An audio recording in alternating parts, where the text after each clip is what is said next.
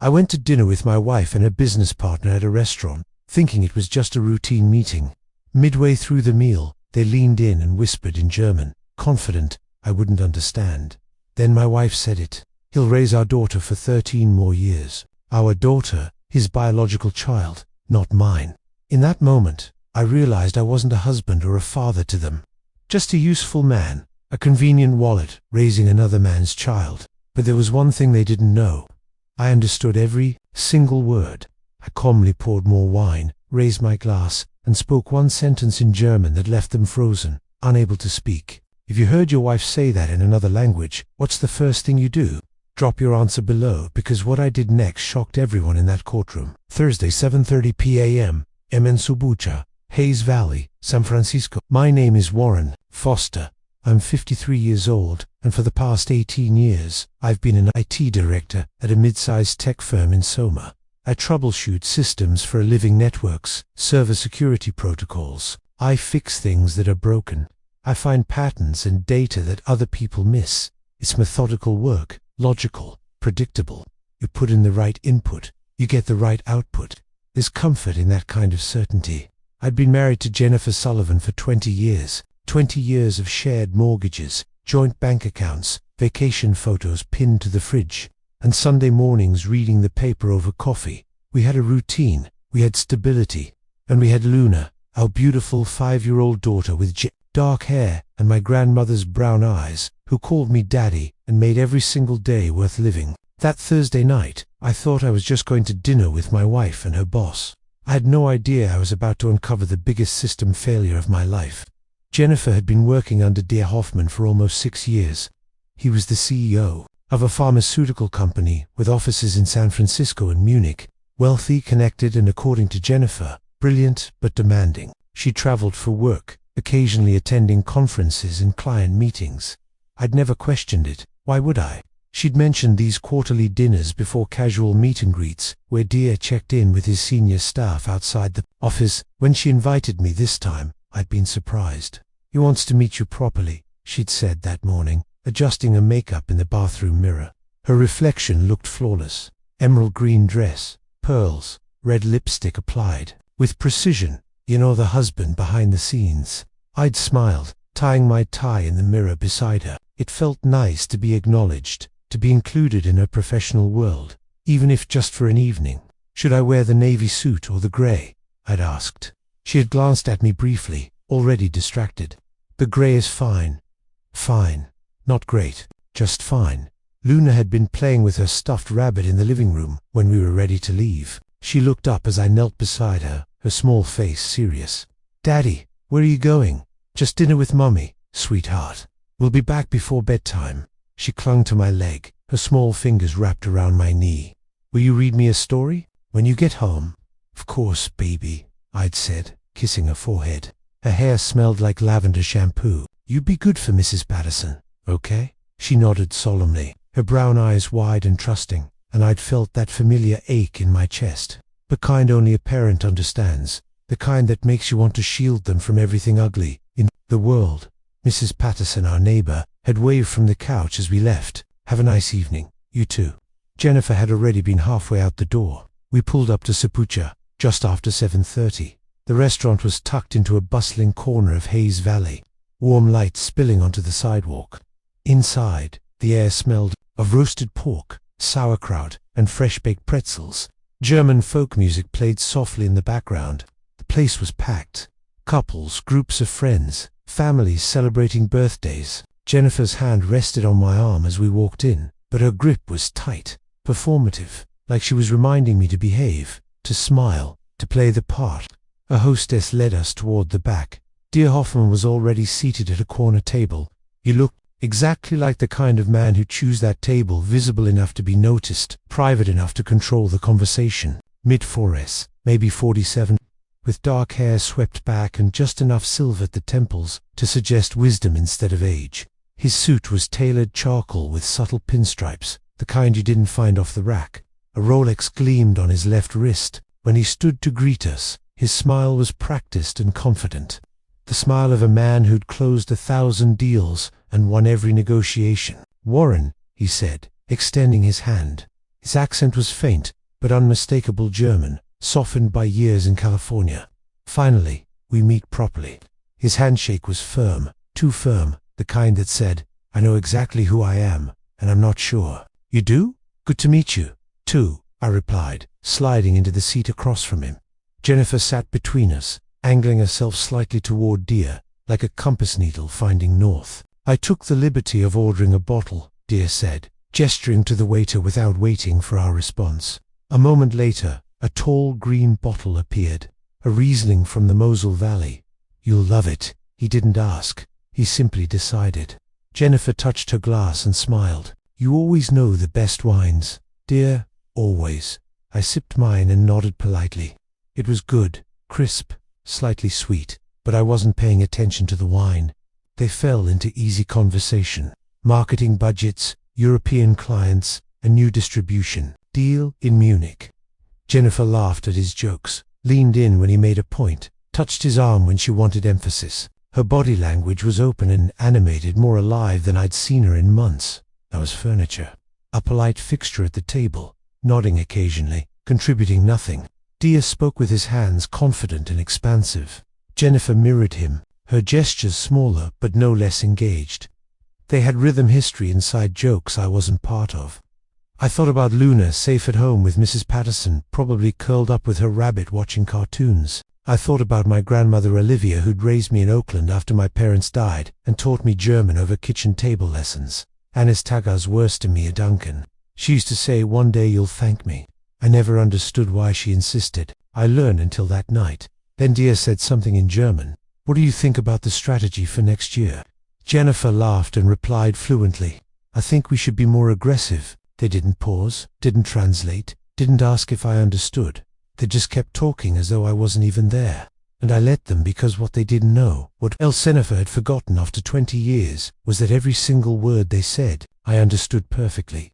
I kept my face neutral, my wine glass steady in my hand, even as my heart hammered so hard, I thought they'd hear it across the table. We'd been at dinner for 45 minutes. The first course had come and gone, pretzels and butter, sauerkraut, roasted potatoes. Dear had dominated the conversation, talking about quarterly projections and marketing campaigns, while Jennifer nodded along, laughing at his jokes with a brightness I hadn't seen in her in years. And then, somewhere between the second and third glass of wine, they'd switched to German, casually, comfortably, like slipping into a second skin. I'd nodded along, sipped my Riesling, smiled politely whenever Jennifer glanced my way. Just the clueless husband, just background noise. Dear leaned forward, his voice dropping slightly more intimate. "Wie Zune Plan House. How does our plan look?" Jennifer's smile turned sharp, confident. "Perfect. Warren, Aunt Nick. Perfect. Warren suspects nothing." My fingers tightened around the stem of my glass. I kept my face blank, my posture relaxed inside. My pulse spiked. Dear chuckled softly, swirling his wine. "Luna and Luna." Jennifer tilted her head, her voice light, almost affectionate. "He loves her like his own. He'll raise our daughter for another 13 years. The words hit me like a freight train. Our daughter, not mine. There's, I thought about this morning. Luna tugging on my sleeve, her small voice still thick with sleep. "Daddy, can we have pancakes?" The way she'd wrapped her arms around my neck when I'd lifted her onto the counter. Trusting, innocent, calling me the only name she'd ever known. For a father. I thought about last Saturday at the park. Luna running toward me across the grass, her laugh bright and clear. "Bah, watch me," she'd called, and I'd caught her mid-jump, spinning her around until she shrieked with joy. I thought about her first word, Dada, and she wasn't mine. Dear took another sip of wine, his tone casual, satisfied. $5,001,200,000. Not bad. $1.2 million. My pulse roared in my ears. My IT brain kicked into overdrive. Catalog. Analyze. Compartmentalize. Luna isn't mine. Jennifer had an affair with Dear. They'd been planning this for years. They've stolen over $1 million from our joint accounts. 13 more years. She expects me to keep raising his daughter while they bleed me dry.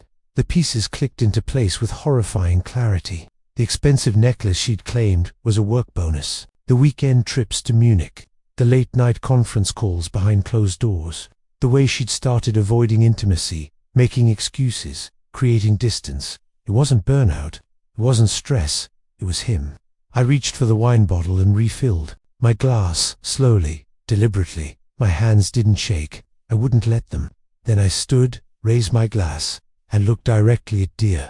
In flawless German, I said, "Cheers to new beginnings and the end of illusions." Jennifer's face went white. Her wineglass slipped slightly in her hand. Dear froze his glass halfway to his lips. For the first time that night, the confident smile vanished. The silence that followed was deafening. I set my glass down gently, pulled 2 20s from my wallet, and dropped them on the table. Then I turned and walked toward the door. "Warren," Jennifer's voice cracked behind me, sharp with panic. "Warren, wait." I didn't stop. "Warren, please." Her chair scraped violently against the floor. I heard her heels clicking frantically on the hardwood. But I was already pushing through the door into the cold San Francisco night. The fog had rolled in thick and damp, swallowing the streetlights. The street was nearly empty. My breath came in short, controlled bursts. My hands were shaking now, not from fear, but from rage, held barely in check. Behind me, the restaurant door slammed open. "Warren, let me explain." Jennifer's voice broke into something desperate, pleading. "It's not what you think." I kept walking. "Warren, stop." She was running now, her heels clicking unevenly on the pavement. "Please, just listen." I didn't turn around. I reached my car, unlocked it, and climbed in. Through the windshield, I saw her standing in the middle of the street, mascara already smudging her perfect facade, cracking. She mouthed something I couldn't hear. I started the engine. I had 20 years of marriage to dissect, a daughter who might not be mine, over $1 million to trace, and whatever else they were hiding, whatever other lies were buried in those encrypted emails, those late-night work trips, those perfectly rehearsed smiles. I would find it, all of it, because if there's one thing I know how to do, it's find the patterns other people think they've hidden. And I was just getting started. The Fairmont, San Francisco room, 812. I checked in under the name Robert Mitchell, paid cash, told the front desk I'd had a long day and just needed a quiet place to work. The clerk didn't ask questions. I wasn't going home, not yet. Not until I knew exactly what I was dealing with. Room 812 overlooked the city lights scattered across the hills like fallen stars. I didn't look at the view. I set my laptop on the desk connected to the hotel's network through my personal VPN and opened our joint bank accounts. Jennifer and I had shared finances for 20 years. Mortgage, savings, credit cards. She'd always handled the day-to-day expenses while I focused on the bigger picture retirement accounts, college funds, investment portfolios. I trusted her completely. That trust, I realized as the first page loaded, had cost me everything. It took me less than 30 minutes to find the pattern. $15,000 to $20,000 every single month for the past 6 years, 72 months. I pulled up a spreadsheet and started building the timeline. My hands moved on autopilot. Date, amount, description, destination. Each line a new knife to the chest. Each row a betrayal I'd been too blind to see. DH Consulting LLC. The name appeared over and over again. Consulting fees, advisory services, strategic planning support, corporate language designed to look legitimate, professional, boring. Over $1.2 million funneled directly from our joint account into his pocket. Our money, my salary, the raises I'd worked for, the bonuses I'd earned, the overtime I'd logged while she was working late, gone, transferred quietly, methodically, month after month, while I paid the mortgage and believed we were building a future together. I stared at the screen. 72 transfers, 72 months of theft, 6 years of my life reduced to rows in a spreadsheet. Then I pulled the credit card statements. The Fairmont, San Francisco, $550. Every Thursday evening, 18 months straight. I looked around the room, the king bed with its crisp white sheets, the minibar, the leather armchair by the window. This room, or one just like it, every single week while I was home with Luna reading bedtime stories and making dinosaur-shaped pancakes.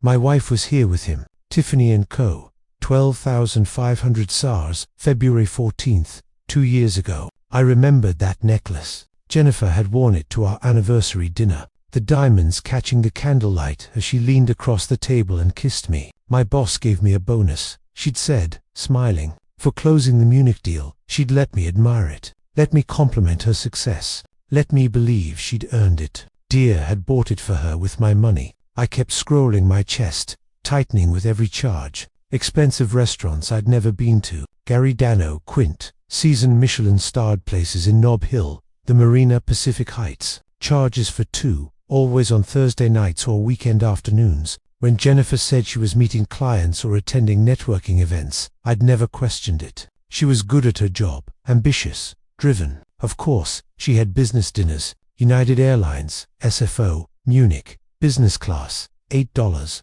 $400, 6 times in the past 2 years. Solo business trips, she'd called them. I'd offered to come along once, turn it into a family vacation. Luna had never been to Europe.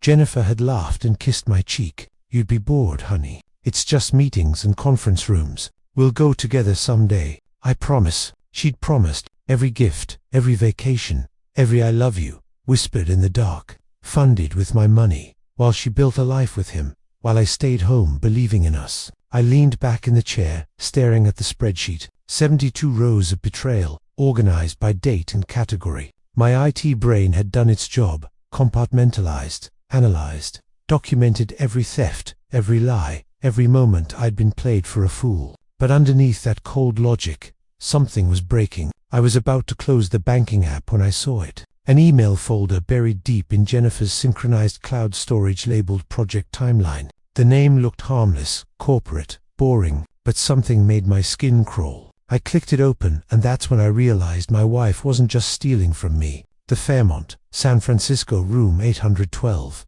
I clicked open the folder labeled Project Timeline. The screen filled with encrypted message threads. My hands went cold. Private message thread date. 6 months ago. Jennifer Michael Torres, Empty Solutions. Michael, I need this done perfectly. My husband drives a 2022 Tesla Model S license plate, 7H392.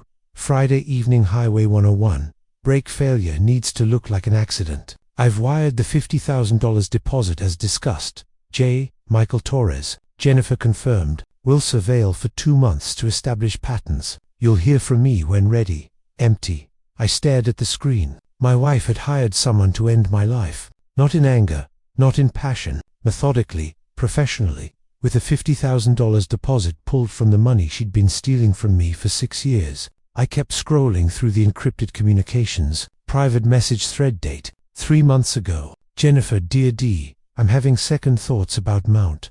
What if something goes wrong? J. Dear Jennifer, Jennifer Warren's life insurance gives us $2.5 million. Stop doubting. We've come too far to turn back now. Everything will be fine. Trust the plan, D. $2.5 million. I opened another window and searched our files. It took me 3 minutes to find it. Metropolitan Life Insurance Policy, ML 5847392. Insured, Warren Joseph. Foster benefit amount, $2,500. SEO beneficiary, Jennifer Marie Sullivan. 100% policy date, 18 months ago. Monthly premium, $450. I scrolled through our bank statements there. It was Metropolitan Life, $450 auto-deducted from our joint checking account every month for the past year and a half. I'd been paying for my own end. The policy had been active for 18 months. Life insurance contestability periods typically last 2 years. They'd been waiting strategically, patiently, 6 more months, and the insurance company couldn't question the claim no matter what. I felt sick. Private message thread date. 1 week ago. Michael Torres. Jennifer, package delivery, scheduled for this Friday evening. Will access vehicle 6:07 p.m. at his office parking lot. Brake system will fail after 15-20 minutes of driving. Stay calm. Everything is in place. Final payment due upon completion. Empty. I checked my calendar. Today was Thursday. This Friday meant tomorrow. 18 hours from now, someone named Michael Torres, Mount Solutions, was going to sabotage my car. 15 to 20 minutes after I started driving, my brakes would fail on Highway 101. A terrible accident. A tragedy. A widowed wife and a fatherless daughter and a $2.5 million payout. My chest tightened. I couldn't breathe. I thought about this morning. Jennifer kissing me goodbye at the door. Luna clinging to my leg. Jennifer smiling and saying, "Drive safe, honey. Drive safe." She'd said that knowing that tomorrow I wouldn't be safe. Tomorrow I'd be gone, and she'd collect $25 million, keep Luna his daughter, and disappear with Dear to start their perfect life.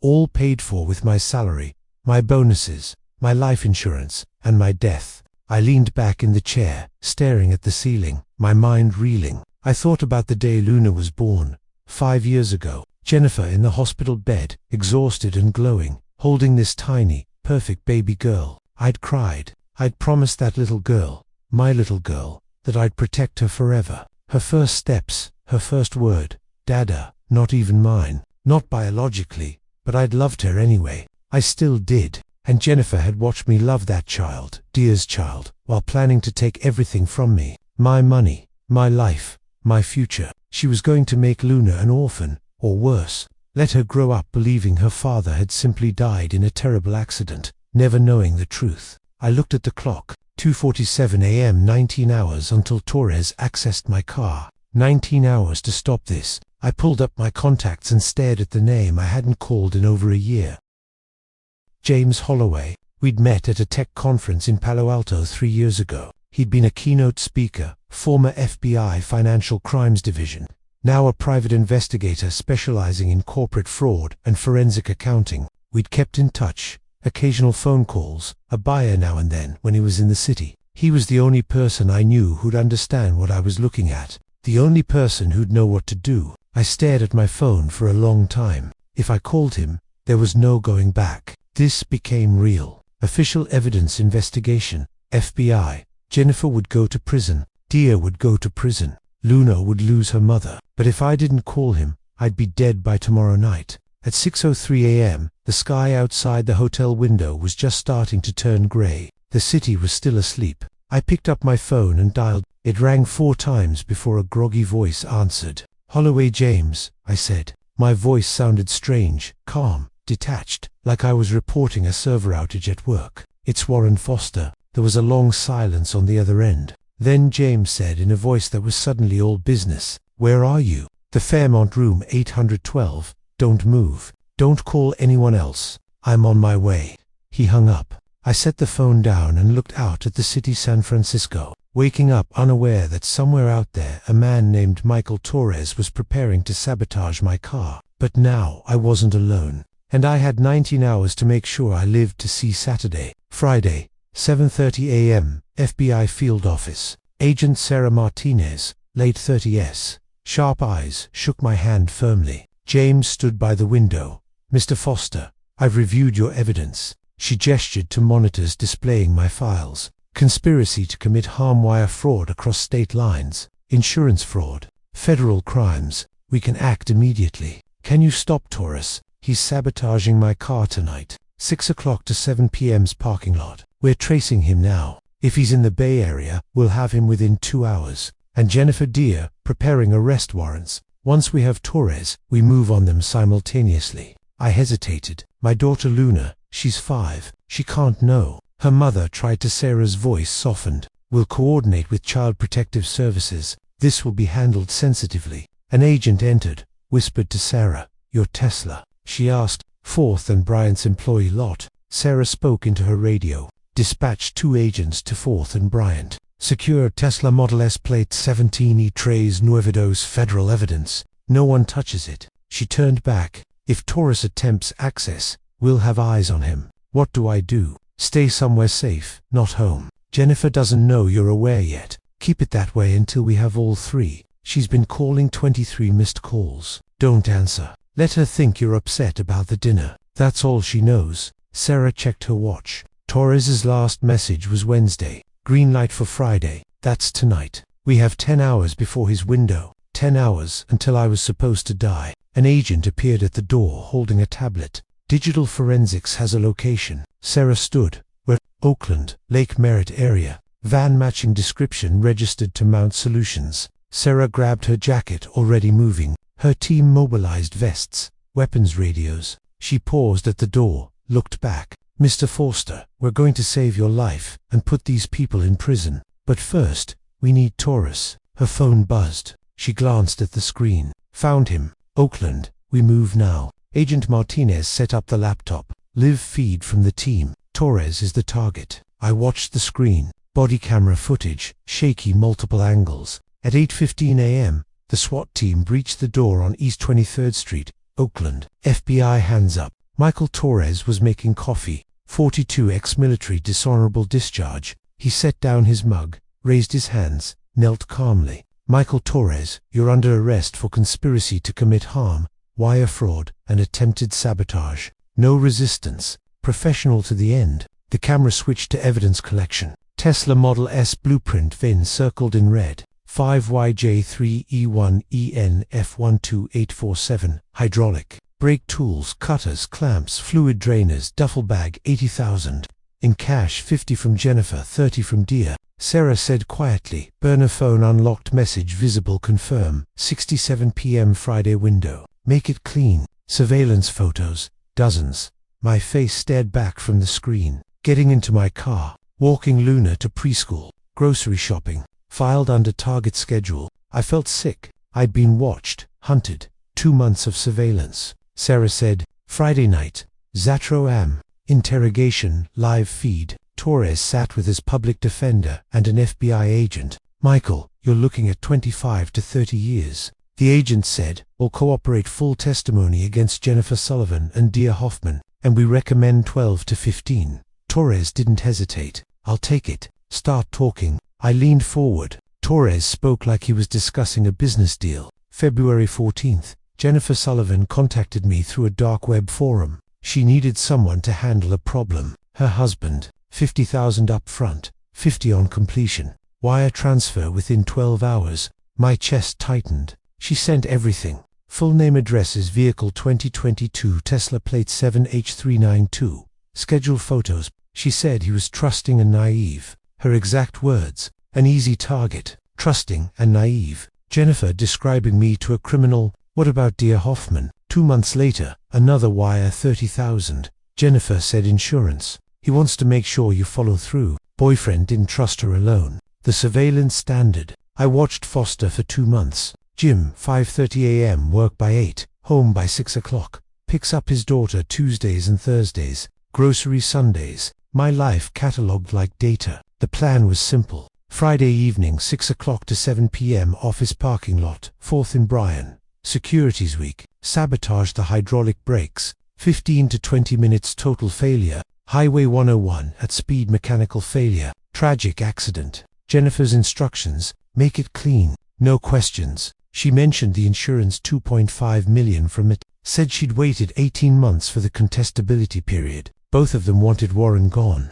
Last contact. Wednesday, 11:42 p.m. Green light for Friday. Final confirmation. Why cooperate? Torres met the agent's gaze. I'm a professional. You have my evidence. Sullivan and Hoffman will betray me. 12 to 15 is manageable. 25 to 30 is my life. I'll testify. I document everything. The feed cut off. Sarah turned to me. We have everything. Torres will testify. I stared at the blank screen. Trusting and naive. Easy target. Green light for Friday. Mr. Foster, Sarah said quietly. Are you ready to watch your wife get handcuffed? I thought about Luna waiting at preschool today. 20 years of lies. For words. Green light for Friday. That nearly ended my life. I'm ready, I said. Pacific Heights, Warren's home. The FBI convoy pulled up 3 black SUVs. I sat in the back of Sarah's vehicle, watching my front door. 2 agents walked up the steps. 1 knocked, firm official. Jennifer opened the door in her nightgown, mascara smudged from a sleepless night. She'd been calling me since last night. 73 missed calls. She saw the badges first. Then her eyes found me in the vehicle behind them. Her face went white. Jennifer Sullivan, Agent Martinez said, stepping forward. FBI, you're under arrest for conspiracy to commit harm, wire fraud, and insurance fraud under federal statute. What? Jennifer's voice cracked. No, this is a mistake, Sarah continued. You have the right to remain silent. Warren, tell them this is insane. The agents moved to cuff her. She pulled back, panic rising. It was Dia, she screamed, looking directly at me. He made me do it. Warren, you have to believe me. I stepped out of the vehicle, walked to the base of the steps. I read every message. Jennifer, I said. My voice was steady, cold. I know about Michael Torres. The brake sabotage plan for tonight. The $2.5 million insurance policy you took out 18 months ago. Her face crumpled. Tears started. Warren, please, she sobbed. Think about Luna. Think about our family. I'm thinking about Luna, I said. That's why you'll never see her again. The agent secured the handcuffs. Neighbors had come out, phones raised recording. Jennifer's desperation turned to venom. "She's not even yours," she screamed. "Luna's not your daughter. You have no rights." I felt the words hit, but they didn't wound. "I've been her father for 5 years," I said quietly. "I'm the one who reads her bedtime stories, who taught her to ride a bike, who she calls daddy." I stepped closer. "You're just the woman who lied." They put her in the vehicle. She was still screaming desperate, broken pleas about love, and Luna needing her mother. The convoy disappeared round the corner. I stood in front of my house, the house we'd bought together where Luna had taken her first steps. 20 years built on lies. My phone buzzed. Luna's preschool. "Mr. Foster confirming pickup today at 3 p.m. Will you or Mrs. Foster be coming?" I looked at the empty driveway, the space where Jennifer's car should have been, where she'd planned to return tonight after I was dead, ready to collect her payout. I typed, "I'll be there." Then, because it needed to be said, because it was a promise, I added, "From now on, it'll always be me." Hoffman Pharmaceuticals Financial District. The FBI walked into the boardroom mid-presentation. Dear Hoffman stood at the head of the table. 12 board members seated mid-sentence about Q3 projections. "Dear Hoffman," Agent Martinez said.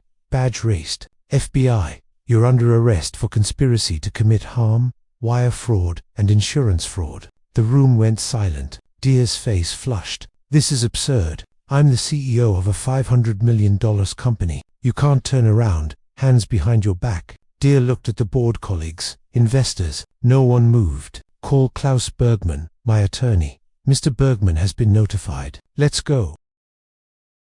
They walked him out past glass offices, past employees who stopped mid-con conversation, past the Chrome Company logo. 15 minutes later, news vans arrived. Pharma CEO arrested in conspiracy case. Friday 3 p.m. Little Explorers Preschool Pacific Heights. I parked outside and waited. At 3 o'clock, the doors opened. Luna came running out, backpack bouncing, ponytail flying.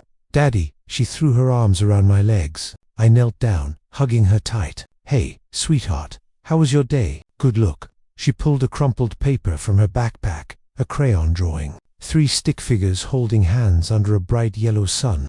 "Daddy, Mummy, Luna." My throat tightened. "It's beautiful, baby." Luna looked around. "Where's Mummy? Why didn't she come?" I knelt lower, meeting her eyes. "Mummy is away for a while, sweetheart." "Where?" "She had to go somewhere, but you'll always have Daddy." "Okay." Her face scrunched up. "Is she coming back?" "I don't know, Luna." Her lip quivered. I pulled her into a hug before she could cry. "Can we get ice cream, Daddy?" she whispered. I held her tighter. "Yeah, baby, we can get ice cream." Friday, 8:30 p.m. Warren's house. That night, I tucked Luna into bed. She clutched her stuffed rabbit eyes, drowsy. "Daddy." "Yes, sweetheart." "Will Mummy be home tomorrow?" I brushed hair from her forehead. "No, sweetheart, not tomorrow." When I kissed her forehead. "I don't know, Luna, but you'll always have me. I promise." She nodded sleepily, her small hand reaching for mine. I held it gently. Within minutes, her breathing slowed. I sat in the darkness,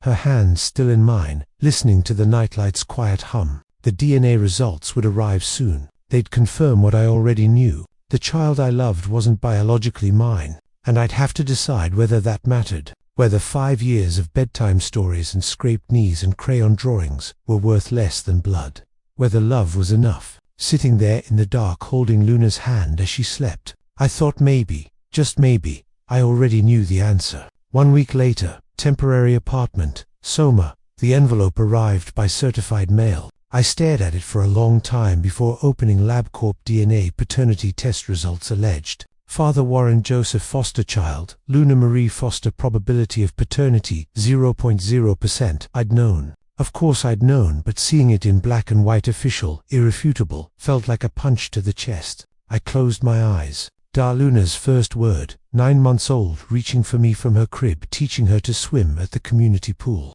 Her small arms around my neck, trusting me completely. "You won't let me go, right, Daddy?" Bedtime stories every single night for 5 years. "One more, Daddy, please." 2 weeks ago at the preschool playground, she'd run to me out of breath, grinning. "Daddy, you're my best friend." I heard my grandmother's voice, decades old, but clear as day. "Lieber ist Tina and Shido." "Warren." I set the paper down. She's mine, I said aloud to the empty apartment. Biology doesn't matter. 2 days later, law offices of Hughes and Associates. David Hughes was 48, silver-haired with the calm demeanor of someone who'd seen every family law nightmare imaginable. He reviewed the DNA results, the arrest records, the custody situation. You have a strong position as the presumed father, he said. You've raised Luna for 5 years. You're her father in every meaningful sense. But family court, nothing is guaranteed. Dear is her biological father, I said. Can he fight for custody from prison? David shook his head.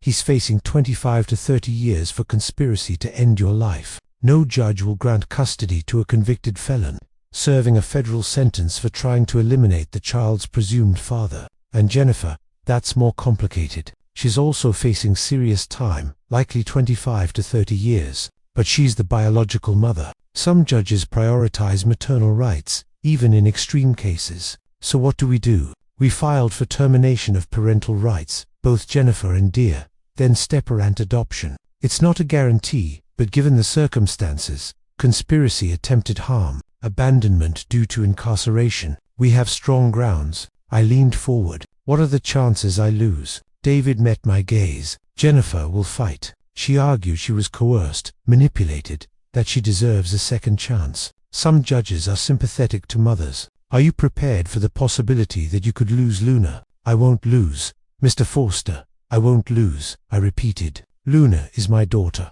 I've been her father since the day she was born. All right, let's fight. He pushed 3 documents across the desk. Petition for full custody. Petition for termination of parental rights. Petition for step-parent adoption. This is a war, David said quietly. I pulled out my wallet. Inside was Luna's drawing from last week, the one with 3 stick figures. But she'd erased the middle figure labeled Mummy. Now it was just 2, Daddy and Luna, holding hands. I won't lose, I said, and I signed every page. I'd never realized how many questions a 5-year-old could ask until Jennifer was gone. Where's Mummy? Luna asked on Monday morning, standing in the kitchen doorway with her stuffed rabbit. I crouched to her level. Mummy had to go away for a while. Sweetheart. Why? She made some very bad choices. Choices that hurt people. When grown-ups do that, they have to go away for a long time. Luna's face scrunched. Did Mummy do something bad? My throat tightened. Yes, baby, she did. Is she coming back? Not for many, many years. Luna's lip trembled. Are you going to leave too, Daddy? I pulled her into my arms, feeling her small body shake. No, never. I'm staying right here with you forever. I promise. Promise, Beck, promise. By Wednesday, we'd established a new routine. Breakfast at 7 o'clock, preschool drop-off at 8 o'clock. I worked remotely. Laptop open on the kitchen table, phone, always within reach. Pick up at 3 o'clock. Dinner together. Bedtime stories. Repeat. Thursday afternoon, I took Luna to the park near our apartment. She'd been asking to learn how to ride a bike, the one Jennifer had bought her for her 5th birthday, but never taught her to use. I steadied the bike while Luna climbed on her helmet slightly too big. Hold on, Daddy, I've got you.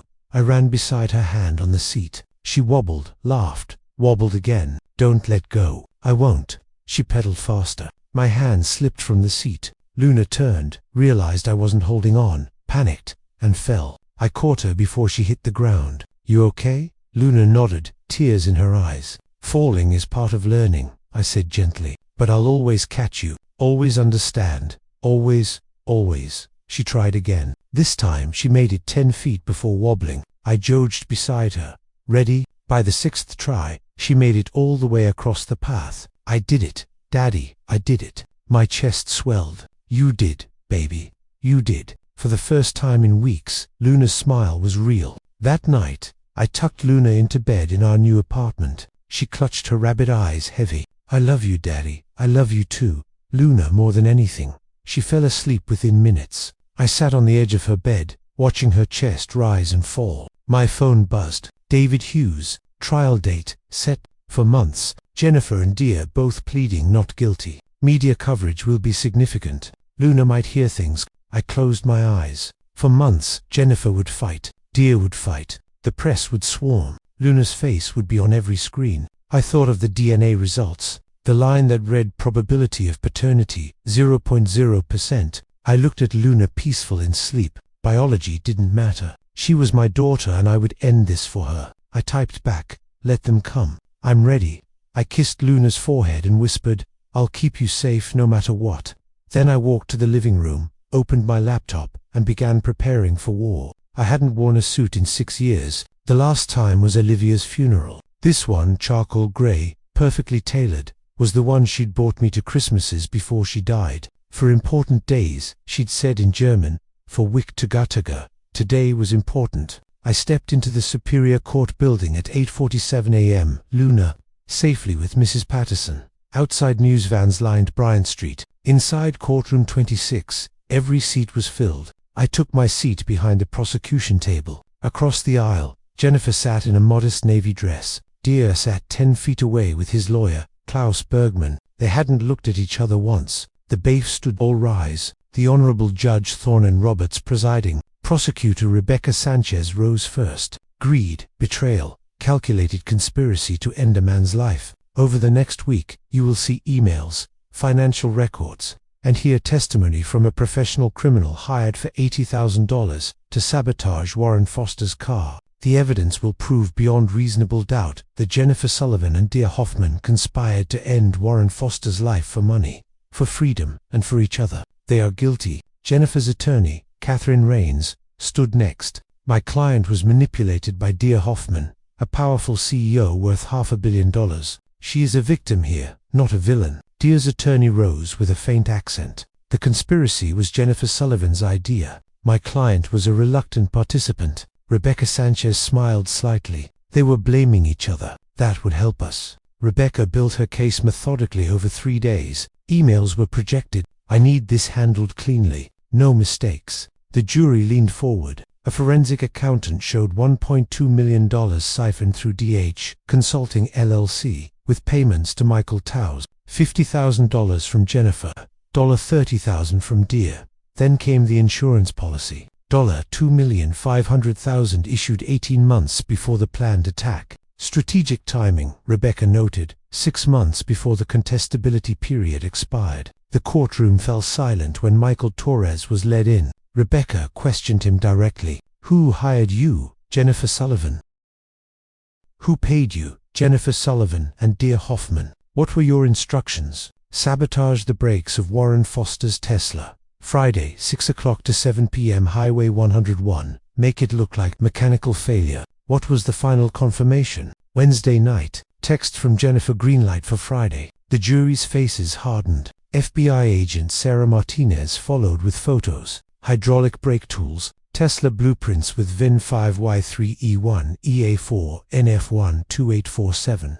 Circled in red surveillance images of me labeled target schedule. This was calculated, planned. Professional Martinez testified. I stared at images of my own face. My daily routine. I felt sick. After 3 days, Rebecca rested her case. Catherine Rains stood. Your Honor, the defense calls Jennifer Sullivan to the stand. The courtroom stirred. Jennifer rose slowly, Kleenex clutched in one hand. She glanced at me once, an unreadable look between regret and defiance. She placed her hand on the Bible.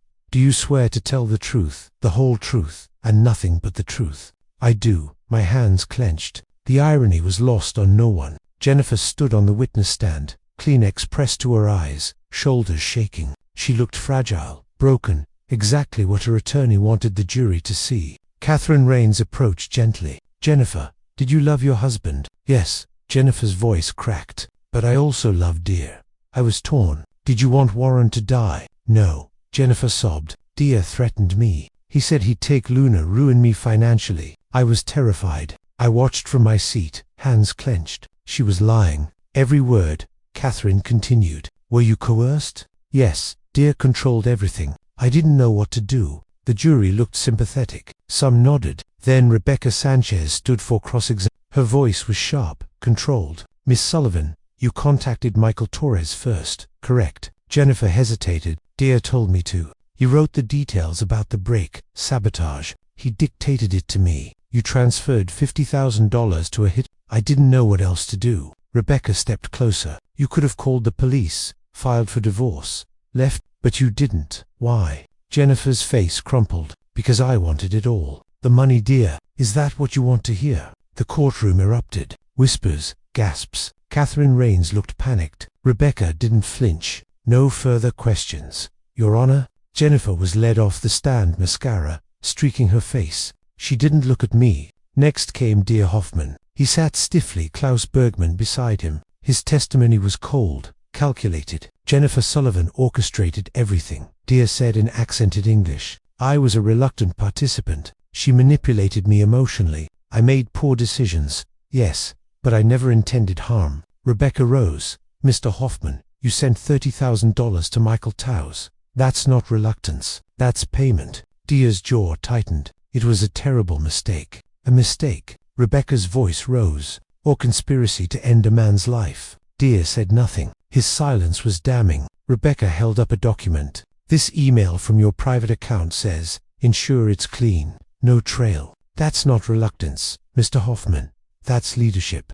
Dear looked away. The jury saw it. No further questions. After both defendants testified, each blaming the other, each revealing their guilt with every word, Rebecca called her final witness. Your Honor, she said, the prosecution calls Warren Foster to the stand. I stood. My legs felt unsteady. Luna's drawing was folded in my jacket pocket, the one where she'd erased the middle figure labeled Mummy and drawn only Daddy and Luna holding hands. I walked to the witness stand. The courtroom was silent. Jennifer stared at me, mascara stained desperate. Dear looked away. 20 years had led to this moment. Me testifying against the woman I once loved to ensure she would never harm our daughter again. I placed my hand on the Bible. Do you swear to tell the truth, the whole truth, and nothing but the truth? I do. Unlike Jennifer, I meant it. The courtroom was silent as I stood at the witness stand to deliver my victim impact statement. I wasn't testifying about facts anymore. This was about what they'd done to me, to Luna, to our lives. I looked directly at the jury. My wife of 20 years didn't just betray me. She didn't just lie about Wothard, my daughter. She didn't just steal over $1 million from our accounts. My voice steadied. Jennifer had every opportunity to leave, to divorce me, to walk away. She chose harm instead. For money, for convenience. I turned slightly, including Dear in my gaze. Dear funded it, encouraged it. Equal guilt. Luna is 5 years old. She asks, when Mummy's coming home, how do I explain that her mother planned to harm me? I looked back at the jury. Some had tears in their eyes. I asked this court for the maximum sentence. Let them spend decades thinking about the life they tried to take. I stepped down. The courtroom was silent. Closing arguments were brief. Rebecca Sanchez was powerful, methodical, devastating. The evidence is overwhelming. The conspiracy is proven. Justice demands conviction. Catherine Rains and Klaus Bergman offered weak defenses, blame-shifting claims of coercion. The jury looked unconvinced. Judge Thornton dismissed the jury to deliberate. At 3:47 p.m., 7 hours, I sat in the hallway outside courtroom 26, Luna's drawing folded in my jacket pocket. Rebecca sat beside me, reviewing notes. James Holloway brought coffee I didn't drink. 6 hours p.m. nothing. 8:00 p.m. still deliberating. 9:30 p.m. I checked my phone. Mrs. Patterson had texted Luna's asleep. Praying for you. I stared at Luna's drawing. 2 stick figures holding hands under a yellow sun. Daddy, Luna. The space where Mummy used to be was erased. At 10:52 p.m., a bailiff opened the door. The jury is ready. I walked back into the courtroom. My heart pounded. Jennifer sat at the defense table, pale hands clasped. Dear stared straight ahead, expressionless. The jury filed in. None of them looked at the defendants. Rebecca leaned over. That's a good sign, she whispered. Judge Thornton took her seat. Has the jury reached a verdict? The 4 persons stood. A woman in her 60s, grey hair, steady demeanor. Yes, Your Honor, we have. The courtroom was so quiet, I could hear my own heartbeat. Every second stretched into eternity. A bailiff handed the verdict form to the judge. Judge Thornton read it silently, her face unreadable, then handed it back to the 4. Please read the verdict. The 4-person held the paper, her hands trembling slightly. In the matter of the people of the state of California versus Jennifer Sullivan on the charge of conspiracy to cause serious harm in the 1st degree, she paused. That pause felt endless. We find the defendant, Jennifer Sullivan, guilty. The word hung in the air. Final, absolute. The 4-person continued. Guilty on count 1 conspiracy to cause serious harm in the 1st degree. Guilty on count 2 wire fraud. Guilty on count 3, insurance fraud. Guilty on count 4, solicitation of a crime. Jennifer collapsed forward, sobbing into her hands. Her shoulders shook violently. Catherine Rains put a hand on her back, but Jennifer didn't stop. The foreperson turned the page, and in the matter of the people of the state of California versus Dear Hoffman on all charges, we find the defendant guilty. Dear didn't move. His jaw tightened. He stared straight ahead, silent, expressionless.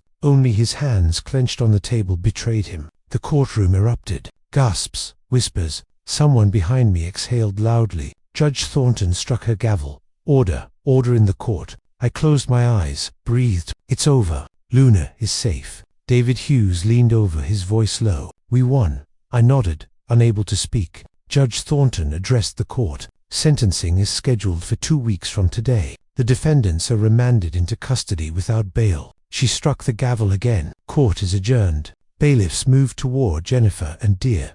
Jennifer stood unsteadily, mascara streaking her face. Dear rose stiffly, his expression still blank. They were let out in handcuffs. The press bolted from the courtroom. I could hear them shouting into phones, rushing to file stories. I sat in silence. Relief, exhaustion, a strange emptiness. Rebecca Sanchez turned to me. You did it, Warren. Justice.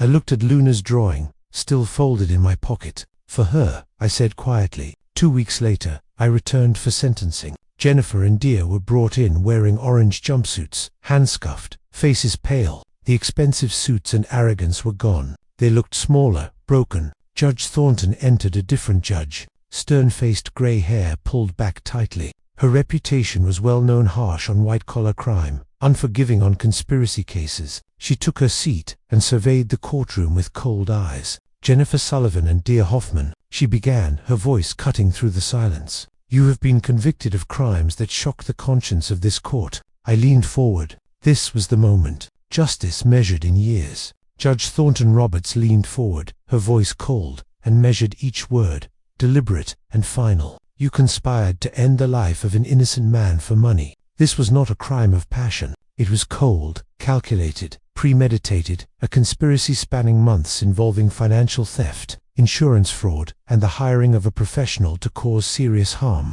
She paused, letting the weight of her words settle over the courtroom. I sat in the front row, my hands folded in my lap, my heart pounding so hard I could feel it in my throat. This was it, the moment I'd been waiting for since that dinner at Saputu, since the night I'd sat in room 812 and discovered the truth. Judge Thornton Roberts turned to Jennifer, her gaze unwavering. You were his wife. He trusted you.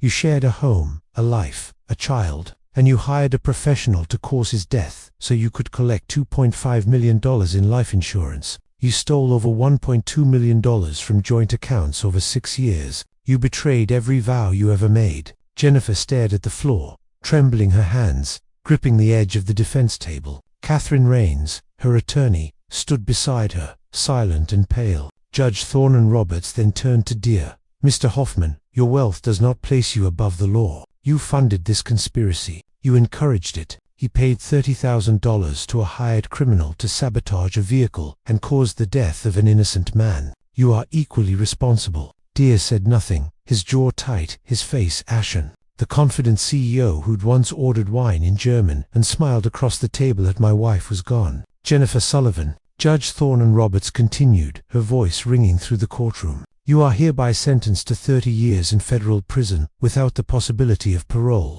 Jennifer gasped, her hand flying to her mouth. 30 years. She'd be 77 years old when released, an old woman, her life spent behind bars. Dear Hoffman, Judge Thornton Roberts said, turning to him, you are sentenced to 28 years in federal prison without the possibility of parole. Dear's face went pale. 75 years old. He'd die in prison. And then Jennifer screamed, no, I have a daughter. Luna needs me. Her voice cracked raw and desperate, echoing off the courtroom walls. She turned toward me, her eyes wild. Warren, please, she's my baby. Don't let them do this. I didn't move. I didn't speak. I just looked at her. The woman I'd loved for 20 years. The woman who'd whispered in German that I'd raise our daughter for 13 more years, while she and her lover planned my death. Judge Thornton Roberts' expression didn't change. Luna needs a parent who doesn't conspire to harm others. I am recommending the immediate termination of your parental rights." Jennifer collapsed, sobbing, her body shaking. "Please, please, she's my baby." The bailiffs moved in, lifting her by the arms. Jennifer was still screaming as they let her out, her cries echoing down the hallway long after the courtroom doors closed. Dear walked silently, head down, his hands cuffed behind his back. He didn't look at anyone. The courtroom doors closed. It was over. Outside the courthouse, the press was waiting. Cameras, microphones, a wall of reporters shouting questions the moment I stepped into the sunlight. "Mr. Foster, how do you feel? Will you seek full custody? What will you tell Luna?" I stopped on the courthouse steps, Rebecca Sanchez beside me, David Hughes nodding encouragement. I cleared my throat, my voice steady despite the exhaustion weighing on every word. "Justice has been served. Luna is safe. That's all that matters. I ask that you respect Luna's privacy moving forward." I turned to leave. "Mr. Foster, one more question." I didn't stop. David caught up with me as I reached the car. "Perfect, very dignified." I nodded, too exhausted to speak. That evening, I picked Luna up from Mrs. Patterson's house. She ran to me the moment I walked, in her arms outstretched. "Daddy, I missed you." I scooped her up, holding her tight breathing and the scent of her shampoo. "I missed you, too, baby." My mother pulled me aside while Luna played with my father in the living room. "Is it over?" she asked quietly. I nodded. 30 years, 28 years, they're gone, Mum. Luna's safe. Her eyes filled with tears. "And you, are you okay?" I looked at Luna, laughing as my father pretended to be a dragon, her smile real and unburdened. "I will be," I said. "We both will be." 6 months after the sentencing, the adoption hearing was scheduled for a quiet Tuesday morning. The family court was small and intimate. Just me, Luna, David Hughes, and a judge with silver hair and kind eyes. Luna wore a yellow dress my mother had bought for the occasion. She swung her legs, holding my hand. The judge reviewed the paperwork, then looked at me. "Mr. Foster, adopting Luna means a lifelong commitment. It severs all biological rights of dear Hoffman. Do you understand the permanence of this decision?" I looked at Luna. She was 6 years old now, her face still round with childhood, but her eyes already wise. "Your Honor," I said steadily, "I've been making that commitment every single day for the past 6 years. I've been her father through scraped knees and bedtime stories, through nightmares and first days of school. Today just makes it official." The judge smiled faintly and signed the document. "Luna Rose Foster, you are now legally and permanently the daughter of Warren Joseph Foster, in every sense of the word." Luna looked up at me, eyes wide. "Forever and ever, Daddy." I squeezed her hand. "Forever and ever, sweetheart." David nodded from behind us. Luna grinned. As we left the courthouse, I thought about what those words meant. Dear Hoffman gave Luna her DNA. Jennifer gave her life. But I gave her a father: consistency, safety, love. Those things weren't biological. They were chosen, and that made them real. I didn't think much about Jennifer or Dear anymore. Jennifer was at Central California Women's Facility, working in the laundry for 4 cents an hour. Dear was at Folsom, his empire gone, his wife divorced. They'd both die in prison. Jennifer at 77, Dear at 75. I felt nothing when I heard updates. Not satisfaction, not anger, just indifference. They're not part of my story anymore, I told David once, and they weren't. 1 year after the arrest, life had found its rhythm. Luna was thriving in first grade at a neighborhood school in Noe Valley. I'd been promoted to senior vice president of IT with remote flexibility. We'd moved to a small house with a backyard where Luna wanted to plant tulips in the spring. Saturday mornings, Luna and I walked to the farmer's market on 24th Street. She held my hand, skipping between stalls of strawberries and sunflowers. We bought fresh bread and honey, chatting with vendors who'd come to know us by name. Luna picked out a bouquet of daisies for the kitchen table. "Can we get the yellow ones, Daddy?" "Anything you want, kiddo." She grinned, clutching the flowers like treasure. That afternoon, we went to Golden Gate Park. Luna's bike, purple with streamers, gleamed in the sunlight. "Watch me, Daddy." Luna pedaled down the path with the confidence of a pro. She was fast, steady, completely fearless. I jogged beside her, grinning as she laughed and called out to me, "You're flying, baby." She circled back, breathless and proud. "Did you see how fast I went?" "I saw. You're amazing." We sat on the grass afterwards, sharing a bag of trail mix. Luna pointed at a family nearby, a mum, Dad, 2 kids playing frisbee. They look happy, she said quietly. We're happy, too, I said. She leaned against me. Yeah, we are. Other parkgoers smiled as they passed a father and daughter. Just us building a life together. At school, Luna was doing wonderfully. Her teacher, Patel, said she was resilient, kind, and bright. Luna had been seeing Dr. Ellis, a child therapist, for 6 months. She feels safe with you, Dr. Ellis told me. That's the foundation. Luna's 7th birthday party had been small but joyful. 5 friends from school, my parents' pizza, and a unicorn cake. No one mentioned Jennifer. No one asked. Luna's life was full without her. Luna didn't ask about her mother anymore. Not like she used to. She'd stopped asking when will Mummy come home and started saying things like, I'm glad it's just us, Daddy. She'd made her peace with it, in the way only children can, by accepting what is and moving forward. Sunday evening, I pushed Luna on the swings at our neighborhood park. The sun was setting over the bay, painting the sky orange and pink. Higher, Daddy, higher. I pushed harder. She shrieked with laughter. She jumped off mid-swing. I caught her and we tumbled onto the grass, laughing. We walked home as the sun dipped below the horizon, her small hand and mine. Our shadows stretched long across the sidewalk, silhouetted against the golden light. Daddy, Luna said. Yeah, baby, I'm really happy. I squeezed her hand. Me too, sweetheart. Me too. My wife conspired to end my life for $2.5 million. She lied about who fathered my daughter. She stole years of my life. But in trying to destroy me, she gave me something unexpected: clarity. Luna isn't my daughter by blood. She's my daughter because I chose her every single day. Through every scraped knee I bandaged, every parent-teacher conference, every nightmare I soothed, every birthday candle, every laugh, every tear. Biology doesn't make you a parent. Love does. Commitment does. Showing up does. Jennifer and Deer are in prison. They'll die. They're old, forgotten, their schemes turned to dust. But Luna and me, we're free. We're building a life filled with farmers, market Saturdays, and bike rides in the park, with teachers who say she's kind and therapists who say she's healing, with birthday parties and bedtime stories. And I'm really happy, Daddy. We're not defined by what was taken from us. We're defined by what we're building together. Luna is my daughter, not because of DNA, but because every morning I wake up and choose to be her father. And that choice, that endless daily choice, is everything. A lesson from Grandpa's stories. People ask me to share this true story because they want to know how I survived. The truth is, I almost didn't. Looking back, I see my mistakes clearly. I trusted blindly. I ignored red flags, Jennifer's expensive gifts, her unexplained absences, Deer's too frequent presence. Don't be like me. Trust, but verify. Love doesn't mean closing your eyes to the truth. When I discovered the conspiracy, I wanted revenge. I wanted to destroy them the way they tried to destroy me. But God had other plans. God didn't save me so I could become bitter. God saved me so Luna could have a father who chose love over hatred. That's the lesson I want my grandpa's stories to carry forward. Forgiveness isn't for them, it's for you.